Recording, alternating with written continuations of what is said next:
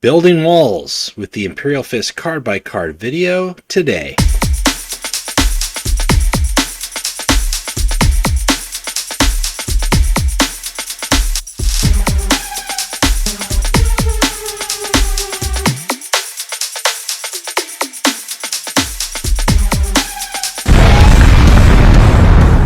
What up, everybody?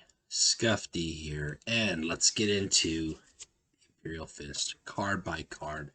This is I won't say it's long overdue. It's overdue. The full faction is out, and now the faction has new cards with Galaxy and Flames. So I figure, what the heck? Like, I don't have the 5th Warlord yet, but we know we're getting Fafnir Rand. That's been confirmed as of today, the day of this video. So yeah, I've had a lot of experience playing the Imperial Fists. I think I've got just about near 100 games on every Warlord except Cambidias for reasons. Personally, I think everybody play Cambidias. It's great. He's a cool character and all, but you know what? Let them play Diaz. I'll play the others, and I had a blast doing it. The Imperial Fist faction is a really cool faction. They're my favorite faction, so there's a bias when I say that. But they are really unique, and it took them a long time to get added to the game. They were the last Space Marine Astartes faction added to the game. And something that's really interesting about them is they are a faction, probably the only faction that can actually be offensive while being defensive. And that is all thanks to the Bastion mechanic, Bastion 2. So for those who aren't familiar with Bastion, Bastion allows you to absorb up to X damage except when attacking. That's exactly what it says.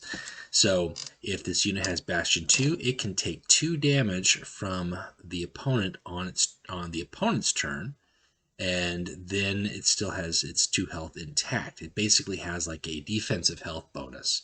But when it attacks, it's only attacking with its base health value. And a lot of Imperial Fist troops have low base health values, so they're not as good on the offensive. That doesn't mean that they can't be offensive. You time your offense right, and they can be deadly. But what does matter is that they're primarily, a way to stick bodies on the board, and then once you get the bodies on the board, put the bodies on the board. I'm going to do that song one day. Then you can combo with a variety of other tactics. And when I say combo, I mean that we've had combo factions in the game. Raven Guard, Custodes, Thousand Suns, all comboing with cards from hand and tactics and creating a killer combo. The Imperial Fists are really unique in the fact that when they combo, they're comboing with what's on the board. And that's important to note. That is different than most any other combo faction. Aside from maybe a Lehman Russ pack attack, and even then he can play a lot of flanking troops from hand, the Imperial Fists really double down on what's already on the board and make their board stronger. They use that through the course of Bastion, as well as some potent tactics that enhance what they've already got. So, a little bit of an overview. Now that that's out of the way, let's get in talking about the Warlords. First off, Alexis Pollux. Really enjoy the character. The character is very cool. He ends up going to be the first chapter master of the Crimson Fist, which is a successor chapter of the Imperial Fist. Very cool character. Not a fan of the artwork here, but he's got the ability for 2 energy to put in play a Garrison squad. That's these guys right here. There are 2 cost squads, so you're paying his ability to get these guys out. They've got, again, 4 health on the defensive, 2 on the offensive, which is really nice because that 4 health on the defensive means that they're probably going to stick. The downside is he has low initiative. That's not a terrible downside given the Imperial Fist counterattack, but with his low health, that does make him a little squishy.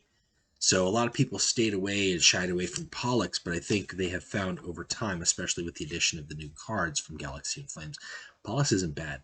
Astartes Pollux has always been fun, always been good, and if you are not careful, he can catch you with some crazy troop combo kills before 7 energy. Again, underrated. Very good Warlord, very good starting Warlord. It's a great way for you just to play with Astartes. I wouldn't recommend playing too many structures with Pollux. It's really focused on Astartes, but I really enjoy Holics. Camba Diaz, as I said, I don't do the Diaz decks as much as others, but he is a similar for 2 energy. He puts in play a sentry turret. Now, sentry turrets are not collectible. They are a token. They are a 1/2 that cannot attack, and they have relentless deal 2 damage to random enemy. This on itself is not such a big deal. He's paying 2 energy to put out this little tiny thing that most things can flank or destroy or get rid of. But in conjunction with all the other cards in the Imperial Fists, in conjunction with stalwart defenders especially, or the massive amounts of frontline, those turrets will eventually eat away at you. That makes Diaz very, very difficult to face in some matchups. However, Diaz also has his difficult matchups as well. Warlords that can eat the turrets without any problem. High splash damage warlords that can deal direct damage to Diaz himself, as well as mitigate his turrets. Or just, warlords that that put him on the defensive as opposed to, or the offensive as opposed to the defensive.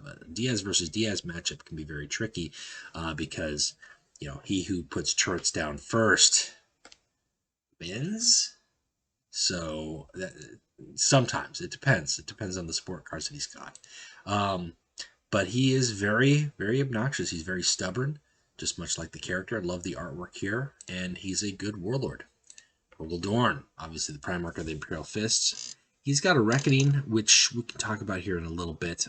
He's also got for 2 energy. He gives Bastion 2 to a friendly unit. Seems a little overcosted, honestly, but it really isn't terrible. It combos very well late game, even early game with the drilling sight. For 2 energy, basically he can give himself additional 2 defensive health. Kind of helps counter some of the the aggro decks that want to go face. He can just bolster up his health a lot, or he can throw down some cheap troops or some frontline troops and continue to increase their health well beyond what the opponent can deal out in damage, all the while throwing down more troops and tactics to enhance those troops and so on and so forth. That's what he does. He's not as offensive as you would think, but Bastion can be turned into an offensive weapon. His Reckoning, personally, I think his Reckoning needs a little work. It's the highest cost Reckoning in the game, actually, which seems a little odd, a little off. It costs -1 for every troop he controls at the start of your turn. So if he cannot keep troops on the board every turn, either through the use of his ability, counterattack, frontline, stalwart defenders, then his Reckoning is never going to tick down. And by the time typically his Reckoning does tick down, you're into 9 energy, 10 energy as it is. Then he transforms into the Praetorian of Terra. And what that does basically is for Relentless, he creates a stone gauntlet in his hand. His ability changes from 2 energy to give Bastion 2 to 1 energy, give Bastion 3. So his ability gets better in terms of bastioning. In terms of offense, he does get 3 attacks, so that's nice. He basically whips out his Storm's Teeth chainsword. But Stone Gauntlet is really his offensive tool. Stone Gauntlet is a tactic we can talk about here right now. Why not?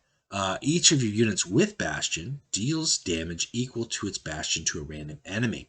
So as time goes on over the course of a game, you have 4 or 5 units that have Bastion 3 or 4. Every turn, he has got Relentless. He's creating a copy of that Stone Gauntlet in your hand. So every turn, you use his ability to add 3 more Bastion to a unit and then fire off with the Stone Gauntlet. Boom, boom, boom. Like the cannons from the walls blast away and deals a lot of damage. The downside is it takes a long time to get there and the game moves at a very fast pace. I do think his Reckoning cost, or at least negation or cost reduction, needs to be looked at because we don't see it that often.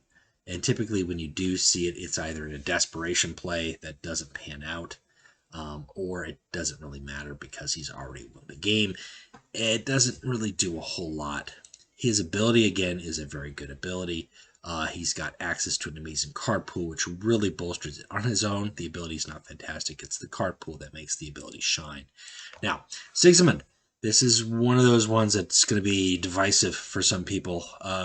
His ability for 1 energy until your next turn deals 2 damage to enemies that attack your Warlord. This is very similar to Nemetor from the Salamanders. The difference is Nemetor changes his attack to +2/+0 and deals 2 damage to enemies that attack a friendly troop. So Sigismund is just bringing it on. He's the ultimate duelist. Anybody that attacks him is going to take more damage for 1 energy. That's a decent activation ability. The problem is he's not being offensive with it. And that damage exchange, for the most part, is still a fair exchange for what he's taking from the enemy Warlord. For instance, an Angron, who has a higher health pool and is attacking him for 3, is going to then take, 4 back. So it's a one health up exchange, but Angron has got 5 additional health in addition to that. This doesn't do anything for any tactics that are directly damaged to him. Or let's say you have a Shabran Dar, which a lot of people, I don't know if they sleep on it necessarily, but you don't see a whole lot of Shabran Dar. Shabran's Dar ability actually counters Sigismund's ability completely.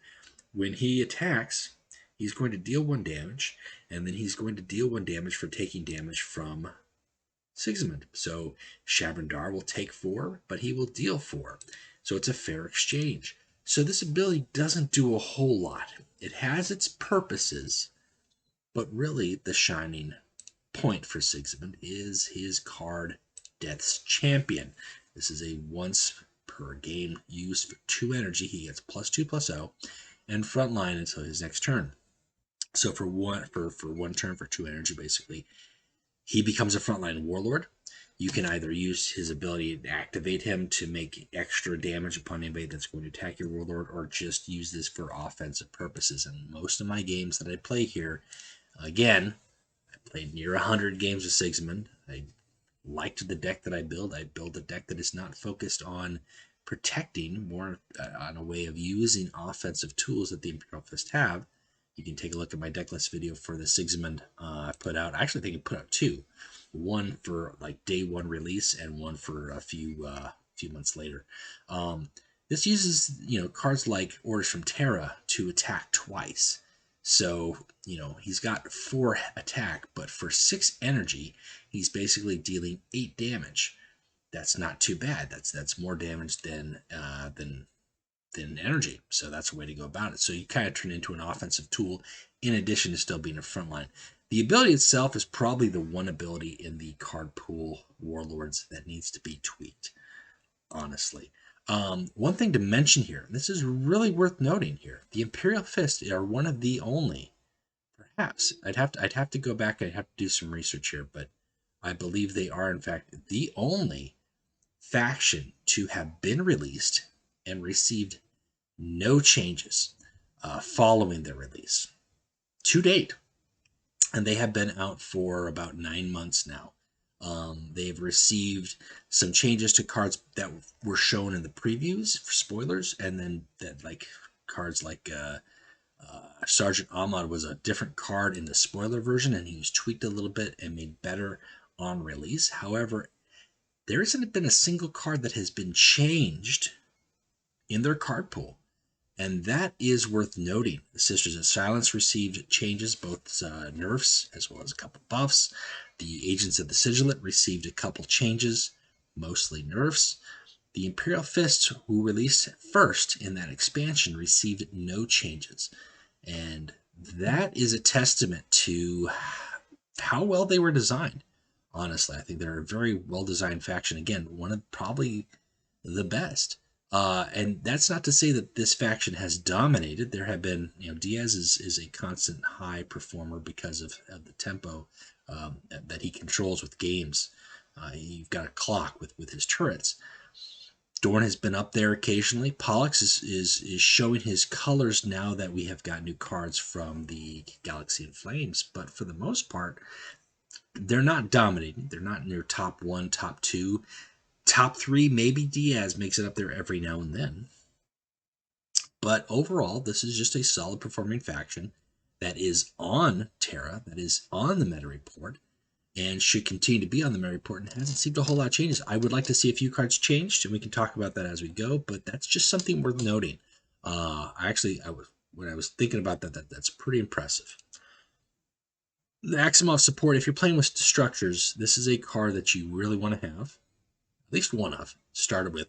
As a turn one play, this is great because every structure you're giving for free, you can give 2 additional health. So your second turn with Diaz, you put a turret into play, it's got 4 health, as long as Aximov survives. These guys are really, really a problem in events, in draft decks. And if you can draft 1 or 2 of these copies, you want that in your starting hand. They can make and break the game for you. So that's a really good card. Quickly probably replaced, especially if you're not playing with structures and you want to go with more Astartes builds. This isn't going to help you a whole lot. And with his low attack, low health, it's not something that will survive or is good to rely on late game unless you have got ample protection or you've got double stalwart defenders. Markov Squad is a new card come out with Galaxy and Flames. I haven't had a whole lot of practice with this, but in theory, on paper, this looks pretty decent. Frontline, and for Rally, it puts in play another copy of itself. So for 1 energy, you're getting 2 of these guys, both with Frontline. So as a turn 1 play, you could drop a Markov Squad and you could drop an Aximov Squad. You've got 2 Frontlines with 2 health protecting your Aximov Squad. One of them will die, one of them will live, Aximov will live, and your turrets will get bigger. That's got potential, but I think these guys are more aimed to assist Astartes builds more than anything. Like the artwork there, pretty solid, again, on paper. As far as an early play, late play, I think their low energy cost helps them combo with cards such as Gunfried for some extra lethal damage. But beyond that, I don't think late game they're going to do much for you. Now, Shield Charge is a card that I love, and I really want them to just refine it just a smidge more. I really want them to. I'm hoping with Fafnir Rand, I can come up with a really good Shield Charge / solo Bastion build. A friendly unit deals damage equal to its Bastion to a random enemy. I have got games, I've shared games with my Sigismund solo deck. I think I've had a couple on the Pollux side where just like 1 shield charge. I've got a Bastion 7, Bastion 8 on my Warlord, 2 shield charges, boom, 8 damage to the enemy Warlord, 8 damage to the enemy Warlord, 16 damage for 2 energy. Now the downside is, number 1, this is a random enemy, so it's more effective the less units that are on the board. If your opponent has got a wide board of things that you don't really necessarily want to hit with your shield, this card isn't going to be as useful to you. If your Warlord doesn't have Bastion, then that's not what you're going with. And if you have your highest Bastion unit has only got like Bastion 2 or Bastion 3, the shield charge isn't going to do as much damage. So there are some drawbacks there. But as far as for what it does with the right build and the right combo, this is not something you just throw away early. You hold this for when you have that turn set up. It can be devastating. And you can have people who think they're in a safe position, and out of the blue, boom, they take a lot of damage. And that's always a nice feeling. Or you use this and just like lands right, clears that one front line, and then you face strike for the KO. So great card. Underrated, but also I understand why people just shy away from it a little bit. Sons of Dorn. Now, this is a mission. This is the first mission. I don't have this yet, so I haven't been able to play it. For the Imperial Fists, this starts in your hand, obviously, and if you have Astartes with Frontline in play at the start of your turn for 5 times, you get the Favored Sons card. And the Favored Sons card is this awesome artwork here. This is really cool. Love that artwork. Your Warlord gains Relentless, create Imperial Fist Astartes in your hand, and it costs 3 less. Basically making your Warlord a better version of Mount Pharos. Now, the downside to that is you got to take 5 turns of having Astartes with Frontline surviving, number 1. Number 2, you got to do that 5 times. Number 2, it could very well give you, Gerlach. And Gerlach's a 2. You get a 0-cost Gerlach, that's fine. But if you're not getting something higher cost, like a 3-cost Sword Brethren or Templar Brethren would be great. But what if it gives you Aximov Squad? Aximov support. You might be a little sour for the first couple of turns. So it's a little tricky. It's not always a guaranteed thing, but more Astartes are better. Cheaper Astartes are even better. especially in a faction or a deck that is focused with Astartes, especially if you're aiming to do that. So I think the only downside to this is tricky to put off because you got to throw your bodies down on the board. They've got to survive. You got to do that multiple turns. And your opponent knows when you play this mission, they know exactly what you're aiming for, and they will do everything they can to thwart you and to prevent you from doing that. So keep that in mind. Once I have it, I would like to try it. I'd really like to see a build where I can pull it off consistently, and one day we'll see. Garrett Squad. I talked about these guys a little bit with Pollux, but I don't include them in decks. Pollux doesn't need them in his deck because he can just create them. I don't include them in decks necessarily, but they're a decent unit for turn 1 play in draft because of that defensive health 4. That means that they're going to help you clear a 3 health to a 4 health troop on your opponent's side at the risk of throwing them away. If your opponent doesn't attack them, that's their mistake, but also, they might think, it's just a 2 health, that's not a big deal, but you've got a lot of ways to increase their health and make them stronger, especially with the cards from Galaxy and Flames. So Garrett Squad might see a little bit more use in a couple more, like if I do a Fafnir Rand deck, maybe a Sigismund Astartes. I'm not sure, but it's more of an event card than it is a regular card. I prefer Gerlach as my 2 cost if I'm going to put one in there. Just for that rally. It gives +1/+1 to a friendly troop. It doesn't even have to be an Astartes. It can be a structure. It can be a infantry vehicle. You get a 2/3 body on the board and you make something a little bit stronger. Now, with the changes the new addition to the cards in Galaxy and Flames, I'm taking out Gerlach squads for First of the Templars.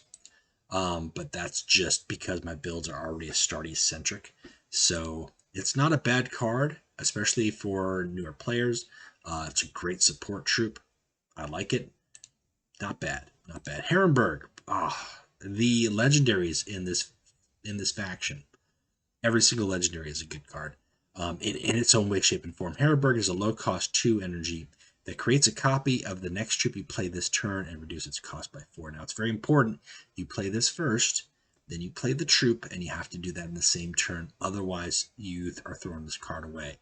But it's a great way to, for 6 energy, basically make 2 copies of a 4-cost troop. Or later game, you can throw down 7 energy, you make an Archimus, and then you get a copy of Archimus in your hand that costs 1 energy that you can play in your next turn. Herrenberg is really good. It's super annoying because there are so many troops. This is a troop-based faction. This is not limited to, just Astartes. Structures, vehicles, whatever you want to duplicate, it can duplicate for you, and you can build upon what you are already playing. It's extra versions of itself.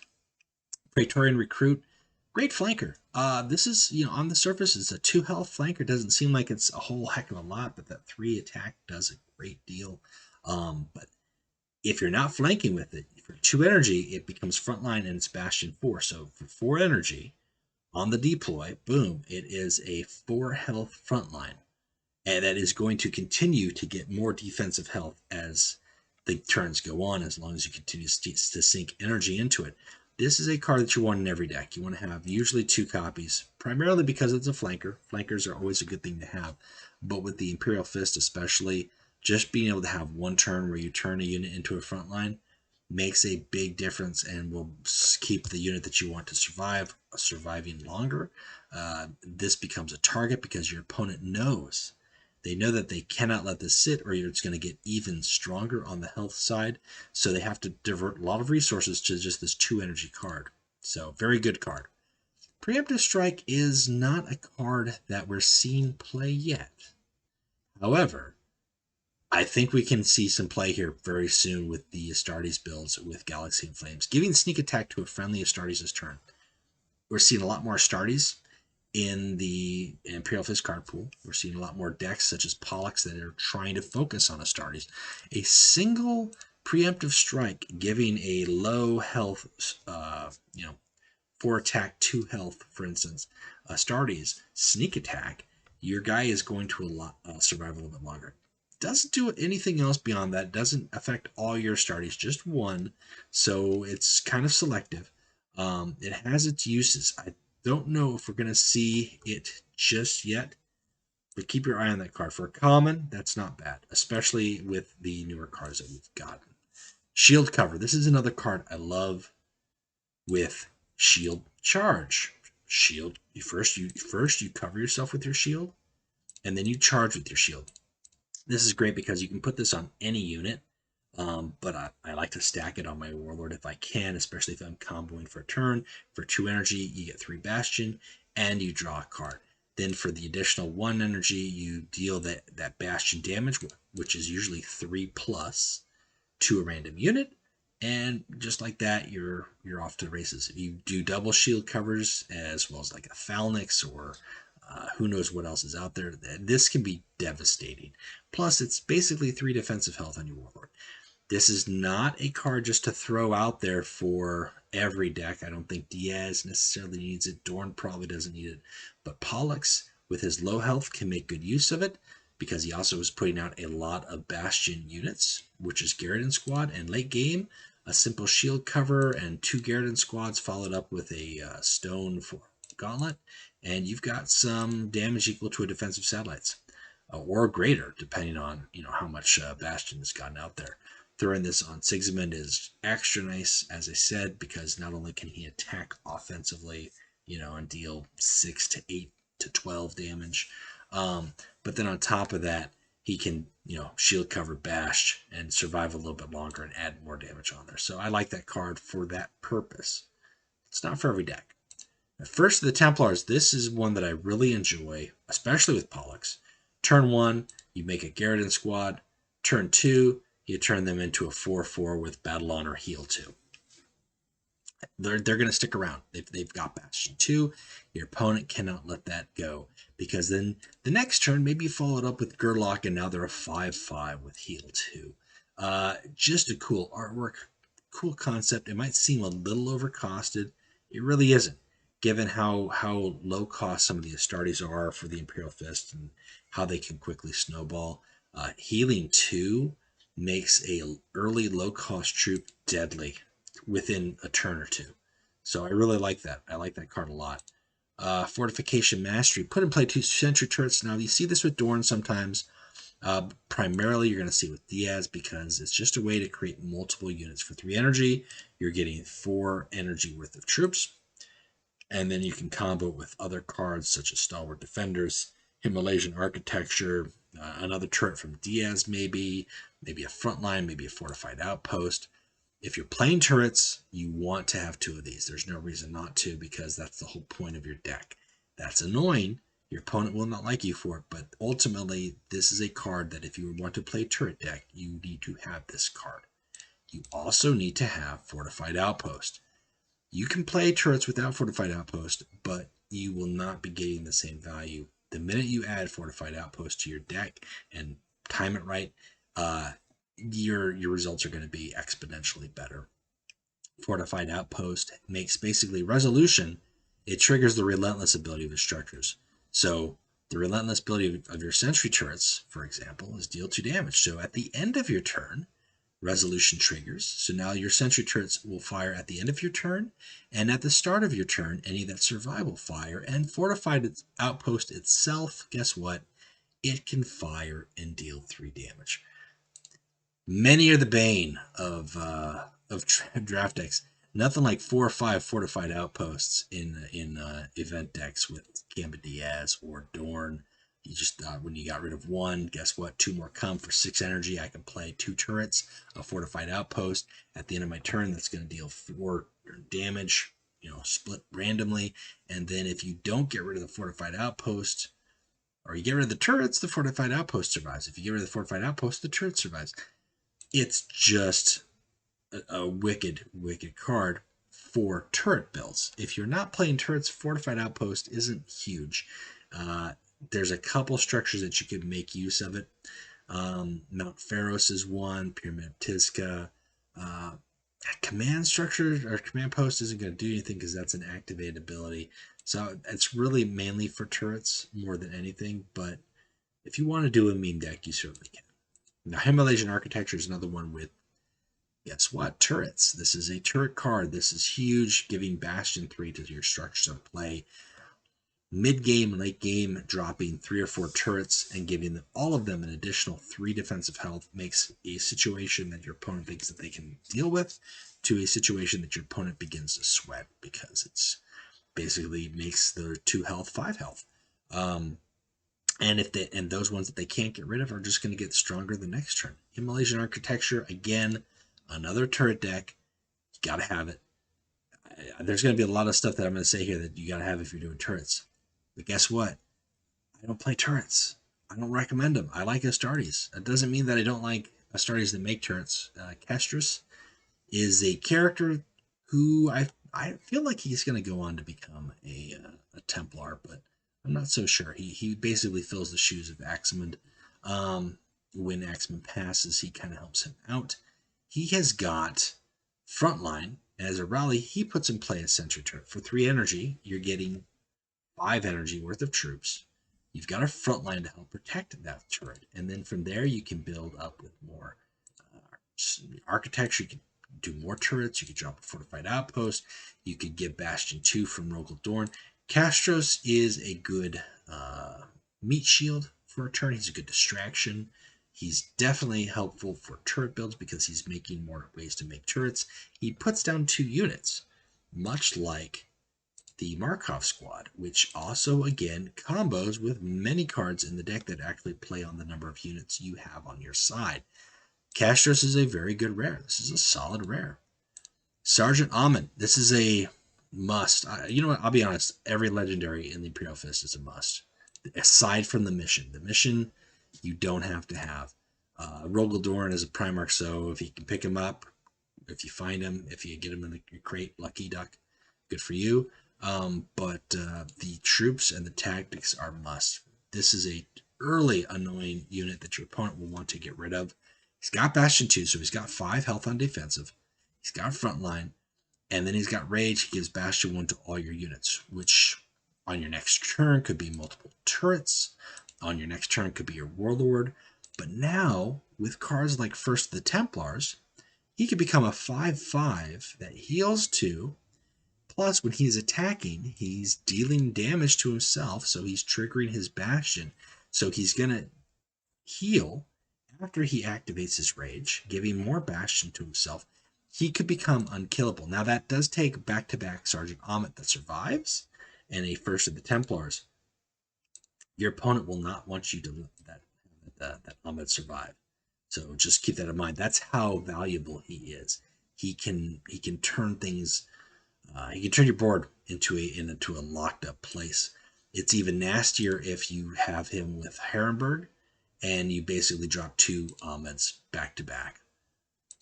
Tylus, this is an okay unit. I don't have it in my decks. You might see this in events more than anything, or if people are lacking in Astartes. For 1 energy, he gives Bastion 2 to a friendly Astartes. That's okay. The downside is he's a 3-cost troop. He's got 4 health, so he's actually a Astartes with a decent amount of health early on to attack. But if you're wasting those times just giving Bastion 2, that's kind of a waste. There are better cards to use. Castros, Ahmed, if you're looking for 3 energy troops, or just go down to Garridan or Gerlach. Those are just better cards. Here's another card for turret builds. Sustained Barrage. This is great when you have a board full of turrets. This 3 energy tactic can turn into 10 damage. Dealing 2 damage to a random enemy. Repeat this effect for each friendly structure in play, which could actually be 6 structures. So you could actually deal 6 times 2, 12, 14 damage from 1 Sustained Barrage if your board is full. That is a lot. Now, it's random, so if your opponent has a widespread board, it's not going to do a whole lot. But if they've just got 1 unit, that unit's going to take a pummeling. And this could very well win the game. I like the artwork there. It's a powerful card. If you're going to do turrets, if you're going to do structures, you better be prepared to sustain the barrage. Darzway. Again, another unit that puts units into play, puts Garridan squad into play for 0, which I love. And this is really good in events. I don't really know if it's useful in actual play. I'm going to say it's not, because there's only really 2 vehicles I prefer personally in the Imperial Fists, but it has its purposes in events. just for putting bodies on the board that you could turn into other things. But I think eventually you will pass on this. You'll find other uses for it. Disciplined Fire is one of those cards that I really. This was a card that was changed from what the spoiled version was to what it did on release. It deals 4 damage to an enemy troop and stuns it. On spoil, it was just deal 4 damage to an enemy and stun it, which means that it could work on the enemy Warlord. It no longer does. I would like to see this changed a little bit. Maybe deal 4 damage to an enemy if it's a troop, stun it, or deal 3 damage to an enemy and stun it, or 3 damage, and if it's a troop, stun it.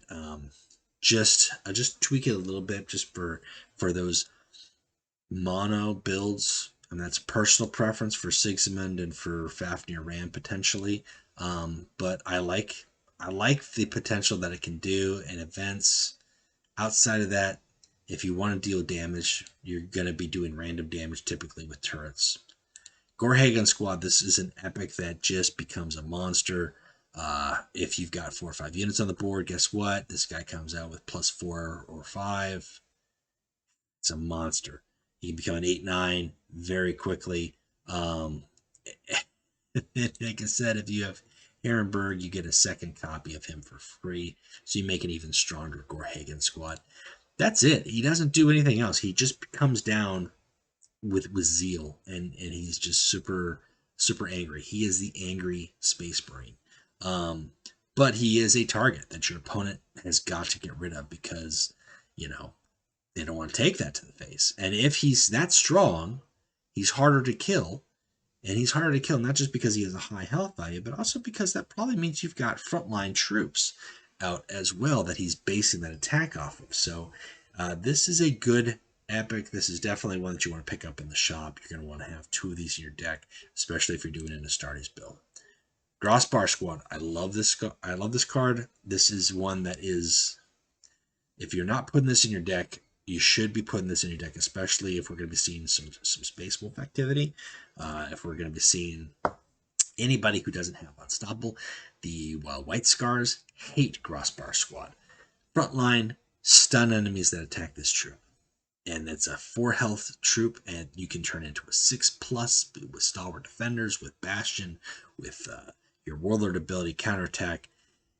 And units that get stunned on your opponent's turn are stunned the following turn too. So it's really, really cool. These guys can make their weight up in gold. You get a couple of them down on the board, or you just have one that they cannot get rid of. Now, he is susceptible to Ambassador Melgator, but for 4 costs, that's understandable. And that doesn't do anything. If they just bounce him once, he's coming back down a second time. Maybe he's coming back down after Stalwart Defenders is played, or after Herrenberg, so he's even more annoying. This is definitely a good frontline unit, especially with the number of frontline units that the Imperial Fist have. Lightness Squad, I liked initially for the troops that we had at the time for Astartes. It's Bastion 2, has an activated ability to deal 3 damage. 3/3, it's basically got 5 health for 4. It's not bad. It's not bad, but we've seen some better Astartes added. I would take Tassius Command in the 4 slot over Lightness any day. Tassius, I'm just going to skip over Stalwart Defenders for just a second. Rally, give frontline and +1/+1 to a friendly Astartes. Giving frontline to a friendly Astartes. That doesn't happen that often. There's not too many cards that give frontline. There are, but there's not many of them. And there certainly isn't in every faction or in the Imperial Fist faction. So to make your Gerlach Garden Squad that you made 4/4 with your Fist of the Templars, instead of Gerlach Squad, just play Tassius on the next turn and make him a 5/5 with frontline, and he heals 2 with Battle Honor. And I love the artwork here too. This is a great card. This is a fantastic Astartes. Way better than Lightness. Lightness has got its purposes maybe in draft, or if you don't want to attack and you can sit back and deal 3, but you're costing the damage. This is just 2 energy for 3 damage is not a fair cost. It's not a fair exchange. Not worthwhile.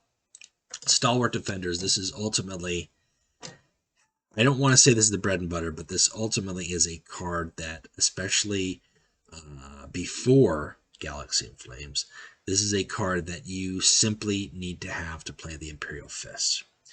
It gives your Warlord resolution. All your troops get Bastion 1, and that's every turn. You can have 2 of these on the table, so at the end of your turn, all of your troops get 2 additional health on the bonus. There's no limit to Bastion.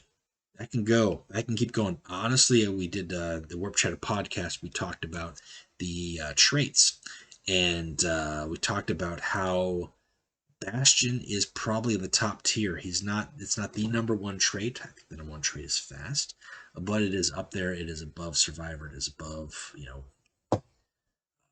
Ward. It is above Precognition. It's just it's a beast.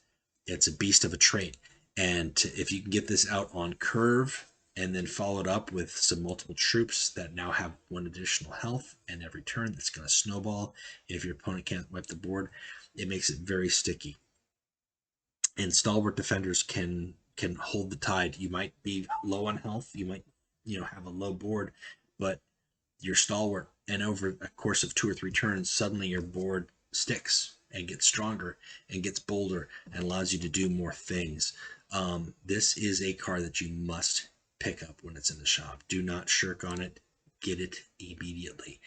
I do think with the Galaxy and Flames cards, Stalwart Defenders, especially for Astartes, is not needed as much. However, for low health turret builds, Stalwart Defenders is still very important. Otherwise, these are just 2 health. But if you have a Stalwart Defender, suddenly they're 3 health, and then they're 4 health, and then they're 5 health. So Stalwart Defenders has its purpose. It's still very good on Astartes. Some people would say that it is too powerful. I would argue that given how the faction works, it's not. And that's an argument that will stand the test of time until every guild determines that needs to make a change to the card itself. And mark my words, if they change Stalwart Defenders, they will change many cards with the faction. And the faction will not necessarily require this card, which is whatever new version that is crafted to, because they will be better without it. And that is probably just as upsetting for the people who don't like Stalwart Defenders as Stalwart Defenders is right now. So that's just the way it is. This is a card that is very helpful, kind of necessary for some builds to go the distance. But with the new Galaxy and Flame stuff, I don't think it is as necessary. It is still certainly one that you want to include. It is definitely one that you want to have. And when it goes away, if and when it goes away, you will wish that it hadn't, because I guarantee you the stuff that they'll do for the other troops that have such low health that we're relying on Stalwart Defenders keeping them around will make you reminisce for those good old days. We talked about Stone Gauntlet. We talked about Tassie's Command. Void Maneuver is okay as a one-of in some builds and events. The idea of stunning 1 random enemy for every troop you control is not bad. For 4 energy, you can have a board full of troops, and for 4, you've stunned their entire board. Which, for comparisons, in the Death Guard, that is a 8 energy card. That's a 8 energy legendary card, Mortarian's Resolve. So, it heals 5 and shuffles some cards in there too, but that's about all that it lets the Death Guard do. For the Imperial Fist, for 4 energy, if you're able to stun your opponent's entire board and still play low-cost troops, or you have a Stalwart Defenders in play and your board just gets stronger, that can be very frustrating to your opponent. So it's not bad. It's usually included in events, but maybe as a one-of if you're worried about a lot of other, not to say token, but a lot of other troop decks. Archimus. If you're playing Astartes, you want to have this legendary. It's a very simple ability. He's a 4/5, which is all right. He gives +2/+2 to all your other Astartes. If you have had a board of multiple Garridan squads survive, and when I say multiple, like 2 or 3, suddenly they're all 4/4s. And maybe one of them or 2 of them are already 4/4. Now they're 6/6. Yeah, this just makes your Astartes even better. And that's just if you just play one. As I already said, you could have Herrenberg, create him, and then you can play him on the next turn for 1 energy. Maybe with the Sons of Favorite Sons, you create an Archimus and he costs 2 energy. I can only imagine what that would be. That'd be a pretty sick combo. So Archimus, very good legendary if you're playing Astartes. If you aren't building an Astartes deck you take a look at your troops, and the majority of them are structures or vehicles, or there's not enough Astartes in your deck because you're playing like a mono Sigismund. Archimus is not going to be necessary for the deck, but he is a good legendary for the faction. Boarding action is probably one of the least impressive cards from the Galaxy in Flames expansion for my tastes. I like the drop claw drop pod, the assault claw drop pod. That's pretty cool. We don't see those a whole lot. Put 2 Garridan squads in play and give them frontline for 5 energy. You're getting 4 energy worth of troops, but you're giving them frontline. It might work with the Sons of Dorn deck. Again, I don't have this mission, so I can't try it out. But on the surface, this just doesn't look too impressive for me. I think there's better cards. Lord and Terminators is probably one of those better cards. For 5 energy, I get a troop that is going to make more troops every turn. So then my opponent is forced to choose. Do I get rid of the sentry turret that this guy creates? Do I get rid of this Terminator so that he doesn't create more turrets? Can they do both? It's hard to say, especially if you bolstered them over the course of time with some stalwart defenders. I like them. They're not necessary for every deck. I think we do have some new options now with the new cards from the Galaxy Flames, but this isn't a bad card. It's got its uses. Ozrak support. I prefer this way more than the Lightness Squad, which is interesting because this is a common. It's a higher cost card. It has more health. Has the same attack, so it's still susceptible to Ambassador Melgator, but for 2, it deals 4, as opposed to 2 dealing 3. You could make the argument that one is better than the other, or that they're the same. This is really more useful in events when they stick and your opponent can't deal that 6 damage, because now you can just deal 4 damage and ideally protect them with a frontline troop.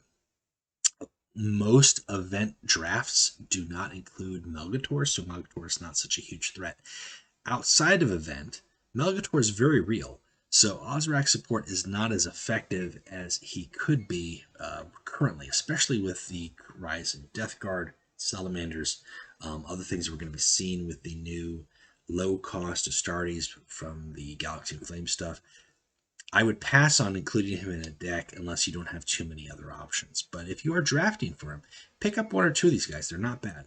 They help out a lot. If you can't get them, but you can get perimeter defense, then perimeter defenses, that is the card to get. If you can get 4 or 5 of these, why not? How about a 2/4 frontline that puts in play 2 turrets?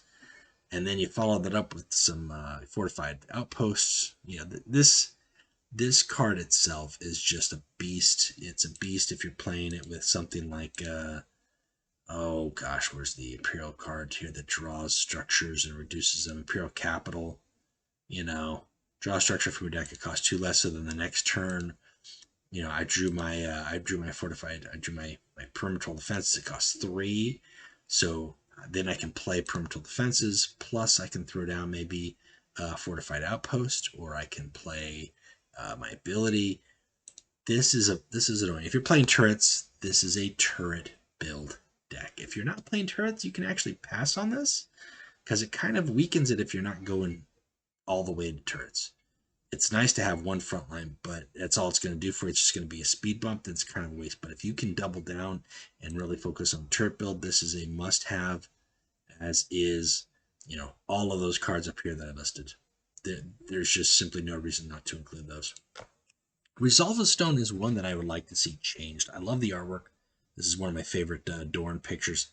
5 energy. You give frontline until the next turn and Bastion 4 to a friendly unit. This just seems so overcosted. Even though the fact that this can go on your Warlord, you're giving Bastion 4 to your Warlord, but for 5, and then their frontline, which means they're going to take hits. So you've only given them a temporary help. I would like to see either the Bastion increase or the cost of this decrease to 3. This just seems too overcosted for what it does, and nobody really uses it. However, if you lowered it, you would use it a little bit more, and you could probably then have more uses for shield charge or shield cover to really add some additional combos. But as it is right now, that's just so high costed. Why would you give yourself frontline and Bastion 4 when you could just throw down a 5/4 troop with 7 health on the defense and give yourself Bastion 3 for 1 energy more? That just, it's not even comparable. Like, one is clearly better than the other in those regards. It just seems overcosted for what it does. Phalanx Warners, this is another must-have. It's a rare, so it's not too hard to get. Bastion 2, it's basically a 5 health on the defensive, and for frontline rally, it puts in play another copy of itself. We've seen this before. This is a trend with the Imperial Fist. You've got Markov, then you've got Phalanx Warners, and then if your opponent can't get rid of one of them, they stick around. They're pretty beefy, or maybe they don't get rid of them and then drop down Archimists, and now they're 5/5s with Bastion 2 if they survive, if they didn't have any damage dealt to them. These are definitely worth having. They are 2 front lines that your opponent has to deal with, 2 very sticky front lines. Definitely a good card. I've talked about Templar Brethren a little bit. I love this card. I love the artwork. I love the concept. Shoulder pad adjustment could be done a little bit there. They could use for tabard, but let's not get picky. This is a 7 health troop. This is a 5 attack troop, which means it's not susceptible to Ambassador Melgator, and it gives your Warlord a defensive health boost.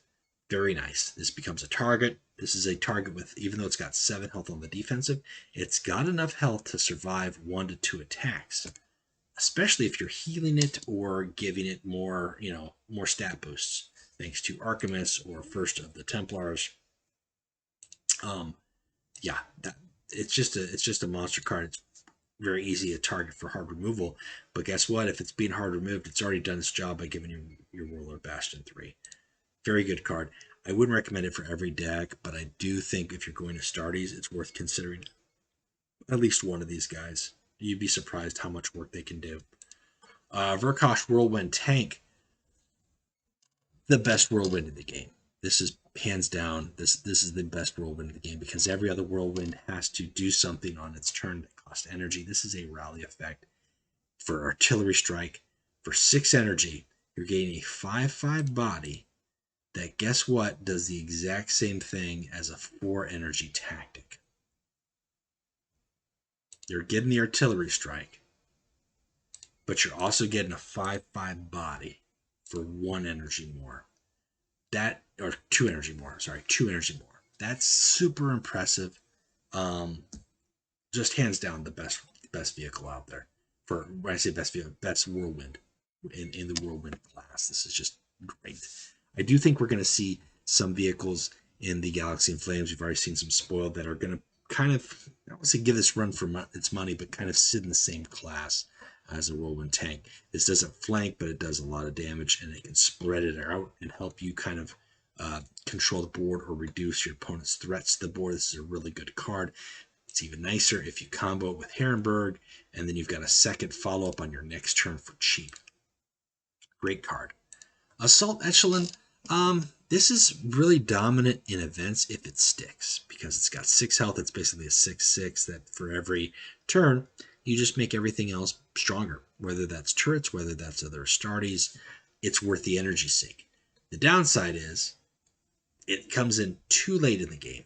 It comes in too late at the game to actually have an impact in non-event games. In event games, it can stick and it can be a problem. In non-event games, this is not something to rely on. It's cool if you get it reduced or if you have been able to distract your opponent with a lot of other things, but not cool enough for me to include it. I would much rather include a Templar Brethren or 2 Phalanx Warders than having 1 Assault Echelon in my deck. Torius, this is another great tank that came out with the Galaxy in Flames. This is an Imperial Fist tank. Rally, deals 3 damage. If target dies, it gains Bastion 2. It's not random. This is actually a not random. For 7, it can deal 3 damage to your enemy Warlord. You can pick what you're doing. If you're careful or clever with it, you can basically make this a 7/7, which means that it's outside of the crack grenade range. This Predator tank makes a lot of other Predator tanks very jealous. And when I say a lot of other Predator tanks, I am talking specifically about one Predator tank. Costs the same, does the same, and then does nothing else. Not that it needs to. I mean, it doesn't need to. We don't want that. But I'm just saying, by comparison, right? By comparison. Like the artwork here too. Very good card. I want to make use of this, even though it's a high cost card. It does make me think maybe with some supply lines and maybe the right Warlord, maybe there's a way to kind of turn that to my advantage. Or if not, at the very least, have that in there for 3 direct damage. Retribution. This is one of my favorite cards in the Imperial Fist set. Hard removal for 7. Okay, we've seen that in a lot of other factions, but it costs 1 less for each of your friendly troops in play. And there are so many ways to generate multiple troops or keep your troops alive. Retribution can very easily be a 3 to a 1 cost card. Usually I play it on 4, but that's not a given. Sometimes you get hosed and you have to pay it for 7. But when you don't and you can play it for 1 after you drop down 3 or 4 troops that cost next to nothing, it really can just swing the tide of the battle. It is really strong. That's all it does. It doesn't draw a card. It doesn't do anything else. Nothing other conditional. It just costs less if you have more troops on the board. And it is very good to have. I would recommend having 1 of these in every deck. There's no reason not to, because the Imperial Fists themselves are troop focused. They're a troop focused faction. So that means that they are going to have lots of troops on the board, which is going to synergize with playing this card in of itself. Doesn't matter if it's turrets, doesn't matter if it's starties, they can make use of this card. Whereas some other cards or some other factions, their hard removal, has a penalty, or the hard removal has an additional cost. Retribution is just a card that you play. There's no reason not to have 1 of those in your deck. Maybe 2. The first wall is a hard pass for me. It's great in events. It can be a big stall, late game, 10 health, and then if your opponent cannot get rid of it, you're going to get more sentry turrets. That is a problem. That is a big problem. But the real problem is that 4 attack means that it is susceptible to Ambassador Melgator. And at 7 energy, that's not something you want. On top of that, when I say it's like, you're like, well, there's other things that the Ambassador Melgator could bounce. You are correct. He could bounce other things prior to this thing coming out. But the thing is, when you look at the actual cards that you might play, most of them have got rally effects that do something very useful, or have got ways to create extra tokens, or things that are really not going to turn the tide by bouncing it 1 time. So your Melgator targets are extremely limited to what your opponent is going to want to do. Why would I want to send you back a Phalanx Warners that will let you make 2 more front lines? So they're more likely to have Ambassador Melgator in hand when you play the first wall. I think one of the best Ambassador Melgator counters is Sergeant Ahmed. That's probably it, but that's just going to buy you a turn. Maybe I would say Lord on Terminators would be a close second. Outside of that, I don't play Ambassador Melgator too often against Imperial Fist troops unless it is a specific move to try to win the game. So if I still have him in my hand when you play the first wall, you better believe that's going to get bounced back up to your hand and you're going to lose the momentum there. So that makes this not so great, and that's okay. Captain Alexandro. This is a good card for events, but very high cost. It does great in terms of resolution. It heals 3 of your troops, so at the end of your turn, a lot of your guys who you can attack that haven't died, because you can actually now attack with them, heal their health, as long as they still have enough health to withstand the attack. And he's got Bastion 4, so he actually is a 6/10. And then on the next turn, he's a 6/6 that can attack, and then he heals 3 to himself. He's a monster. The downside is he's 8 cost, so that does be tricky. That does be tricky, guys. In events, very good. If Alexandra can stick on your turn, you pretty much have got the game won. In ladder or practice, it's a different story. In basic play, Alexandra is not as effective as he is.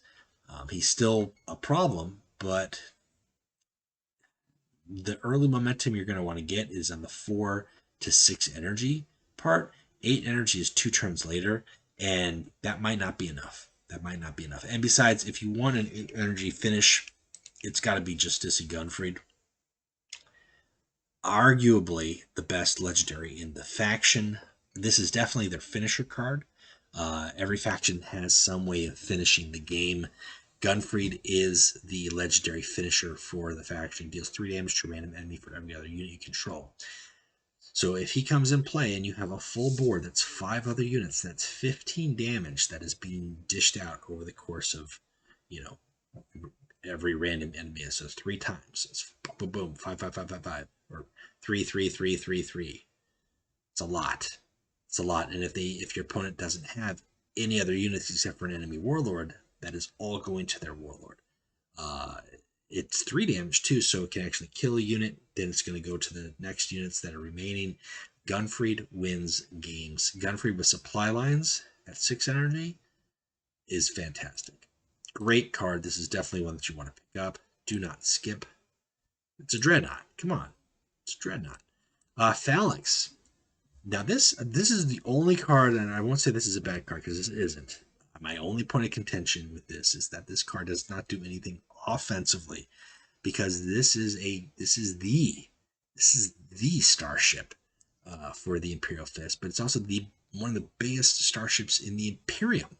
This is a fortification. This is the monastery. This is the Heart Fortress chapter homeworld, as it were, as close as it could possibly be for the Imperial Fist. It is mammoth. It is huge. It's bigger than the Vengeful Spirit.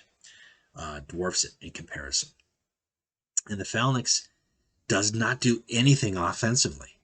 You got all these other capital ships, Vengeful Spirit, Pride of the Emperor, Crimson Spectre, all these things that do offensive things, even ones that just do hard removal, whether it's Destiny's Hand of Destiny, or Balthazar, or Ragnarok for the Space Wolves. This doesn't do anything in that. This just draws 4 cards. Your Warlord gains 4 Bastion, just 4 additional defensive health, and then you refill 4 energy. Doesn't seem like a whole lot, does it? But there's a big but. It really helps you combo your options and refills your hand.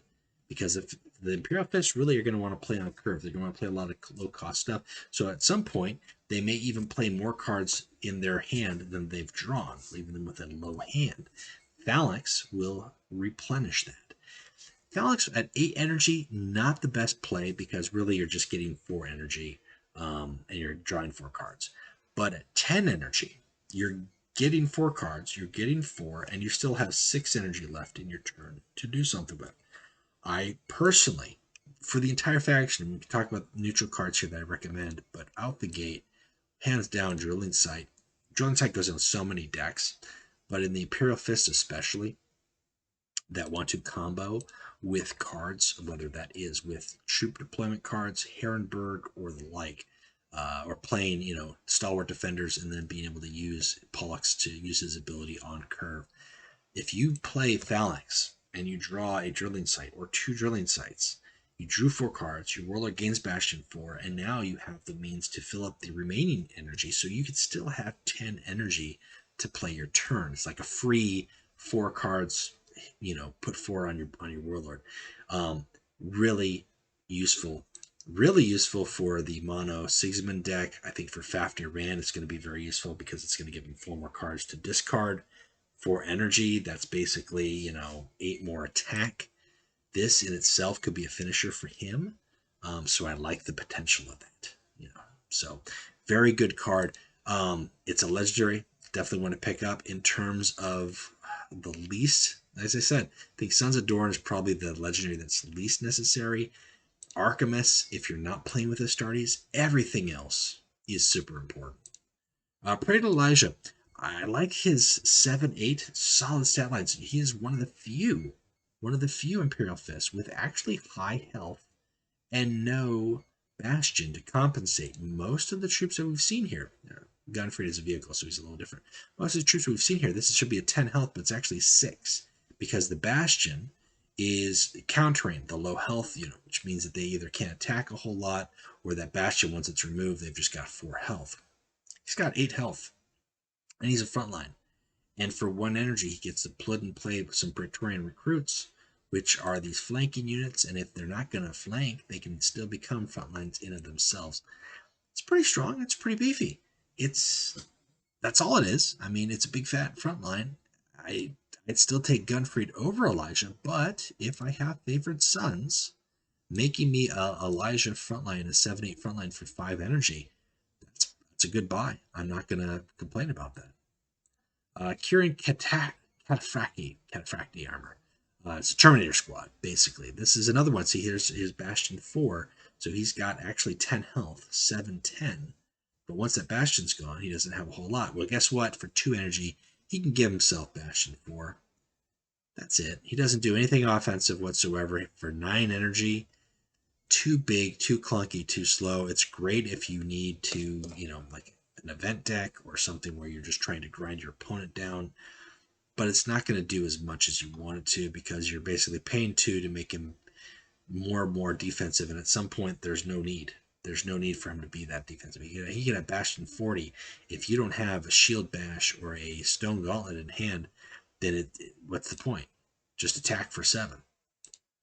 Agathon Falchion, another good vehicle, high cost, so you're not going to be able to do much more when you drop it. It doesn't have any rally effect, but for its turn, for 2 energy, it deals 6 damage to an enemy and stuns it. And that's not bad. It's 2 for 6. Is a really good buy.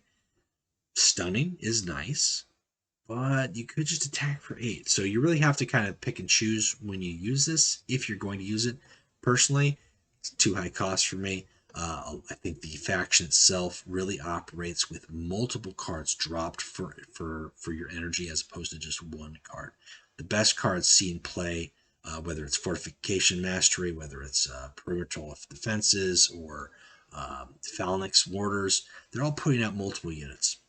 And if you're just playing 1 card, you're not doing anything for yourself. Gunfried takes advantage of multiple units. Archimus takes advantage of multiple units. The Stalwart Defenders takes advantage of multiple units.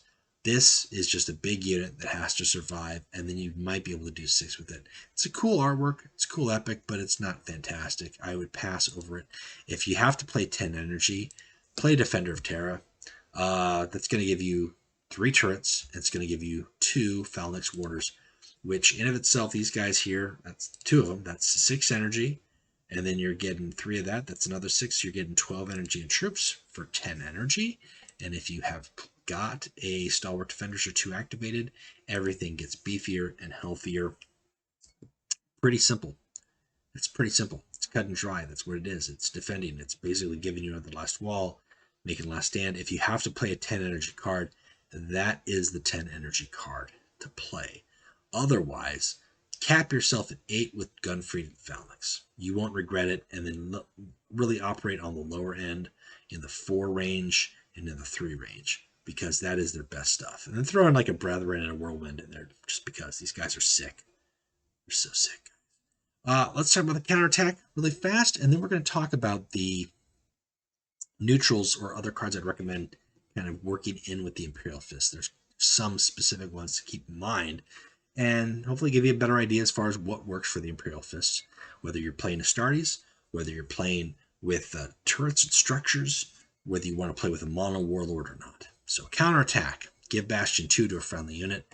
As I said, with Pollux, he's got low initiative, which can sometimes be a problem, but if you're giving this counterattack, you can turn a Kestros into a 5 health frontline on your next turn, or his turret into a 4 health turret. You can save that for down the road if you want, and just throw that on your Warlord. It's really good. It's a solid counterattack. It doesn't have to be the best counterattack, but it has a lot of uses for the faction. If you have a drill site, for instance, turn 1, this is really sick. Turn 1 drill site for anybody without Dorn's ability. Play Praetorian recruits, drill site, make them Bastion, Bastion 2 frontline. Then you throw the counterattack on them. Now they've got a 6 health frontline with 3 that is going to get stronger. If it's Dorn, he just makes them, he just uses his ability on them. Then we go from there. And he can save that counterattack for something else. It's a good counterattack. That's what it is. So Let's talk about the neutrals really quick that work well with the Imperial Fist card. So I talked about Drilling Sight. I cannot stress enough how useful this is. Every Imperial Fist deck I have has at least one of these in it. Because of Phalanx, because of Herrenberg, because of the Warlord abilities in conjunction with other cards, this card is useful. It allows you to not only play on curve, but play ahead of curve in some circumstances. Very good card. I know it is an epic, but it is an epic that you should have, not just for Imperial Fist, but for a lot of decks. A lot of decks make use of Drilling Sight. This is a really good card all around. In the Imperial Fist, or in the Mechanicum side of things, Melgator is a problem, but he can also be an ally in terms of returning a troop back to your hand for a rally effect and then doubling down on that rally effect. Or removing a front line or a troop that would have high enough health or attack to deal lethal to your units that are attacking with their low health and their bastion. Asteroid belts could be useful. I feel like that's a little bit of a wasted play, honestly, just because I think I said 4 troops, 5 troops, 3 health, 3 cost troops. I think that's their best range. See here for the Imperial Army side, Arvis Lighter is very good. Refilling your energy or healing to your world. That's just a good card in general. Kai's Lane is very important for Dorn, actually, mainly as a turn 1 play, because Dorn doesn't have a whole lot of really good turn 1 plays. He does have a couple now thanks to the Galaxy in Flames expansion, but he did not have a whole lot. So a Kai's Lane that has precognition, as long as your Warlord does not have a deal 2 damage or deal X damage to a troop ability, Kai's Lane is a good way to help slowly start the ticking down of Dorn's Reckoning. Not to mention his ability in terms of creating tactics to your hand. Also, I would probably say Malkiel is another good turn 1 play for Dorn, specifically. Without going into all the legendaries, Crucial Choice and Jukebox Starsight, which kind of seem like, givens. Imperial Capital, we kind of talked about that already in terms of if you're playing a structured deck, there's no reason not to include at least one of these in your deck. It will help you combo your turns later. Supply lines for your Gunfried and for your Whirlwinds. And then you could argue Training Cage if you want to bolster your Astartes health for Astartes builds. Or if you're playing mono, if you're playing like a face strike Sigismund, I like to include one mortar strike in there. And absolutely Orders for Terra. I think this is going to be a card that also Fafnir Rand should have. Why wouldn't he? Why wouldn't he have that? He makes his attack 6 and then he can Orders from Terra that? Yeah. Why wouldn't he? And then you've got just if you well, Solar Auxilia is not what it used to be, but several months ago, I would have said, hey, these guys are fantastic. Not so much anymore. Manifest Destiny, still a good one. Ornithop's Barge for Dorn, absolutely fantastic. Arcology, not so much. And if you're doing structures and you want to do it, you certainly could. Not as great. I think if you want to do structures, again, Mount Pharos is a really good one. Command Post, these are high cost structures that are susceptible to Melgator, but what they're giving you is an awful lot, and if your opponent hasn't done anything with them yet, well, they'll regret it. And then for Chaos, the Chaos side, Escape Vent with the Astartes, that's huge, especially if you're going to make yourself an Astartes build. Have one of those in there. Have a command bridge so you can get your Stalwart Defenders, or maybe so you can get your Retribution out there. Also, I would recommend, where is it? Watchers in the Dark. Another good play for Dorn. Another great way to jam front lines or troops that you have to worry about from your opponent doing damage to you. And then you've got Defensive Satellites is a good offensive, although again, I say that the Whirlwind does the job 9 times out of 10 for you. And that's kind of it. Like if you really wanted to be clever or creative, and you can if you're playing Imperial Fist, with structures, Corrupted Arcology, just because cultists are pretty sick. And then why not just throw down a Slayer of Worlds and then sabotage it? And then you've got a maintenance-free Slayer of Worlds because you're going to have so many tokens and turrets. And your opponent's going to be so occupied with getting rid of your turrets. And then when you throw down a zero-cost Slayer of Worlds and you sabotage it, they'll just be at a loss. Because now what do they do with a 15-15? Or do they deal with the 4 or 5 turrets that they haven't been able to get rid of? Because they can't do both. Well, guys, that is the Imperial Fist card by card. If you stuck around, fantastic. I hope that has been useful. I forgot to mention, if you like the card by cards, subscribe to the channel if you haven't already did so, or recommend them to others who are looking to play, whether that is the Imperial Fist or any of the other card by cards that I've already done. The Imperial Fist faction, as I said, is one of my favorites. It is my favorite Space Marine faction in the 30k universe setting. I think they translated very well to the card game. I think they are very unique. I think they play well. I think they were actually designed really well. Again, I know some people may disagree with that, but I think actually in terms of looking at the balance patches that have not happened for this faction, and they hold their place. They're not too high, not too low. That's a good testament of how effective they are at what they do. They certainly have their counters. They are susceptible to terror. They are susceptible to high flank or first strike. Those are opponents that they don't want to see. Custodians with hunting eagles, rule of fear from the Night Lords, things that can really lock them down and clear their whole board and get stronger, or clear their board effortlessly because these guys have a lot of low attack. Even though if they've got Bastion 5, if your opponent has got a 7 attack Terror Troop, it doesn't matter. And that Terror Troop is going to stick around and all of your guys are going to be scared.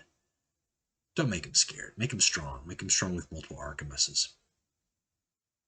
Give them something to be scared about. That is it for me. That is the Imperial Fist card by card.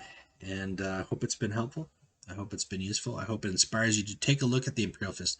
I have played damn near 100 games with every Imperial Fist Warlord except for Camp Diaz. When Fafnir Rand comes out, or definitely more than 100 with Dorn. When Fafnir Rand comes out, that's going to be 100 more games I'm going to throw out there. I really enjoy the faction. I really enjoy how they play, and I hope you do too. And if you don't, then find some other faction that you enjoy and play it. Play what's fun. Play what you enjoy. But at the very least, I hope this has been educational. So until next time, keep playing Legions, and we'll talk to you later.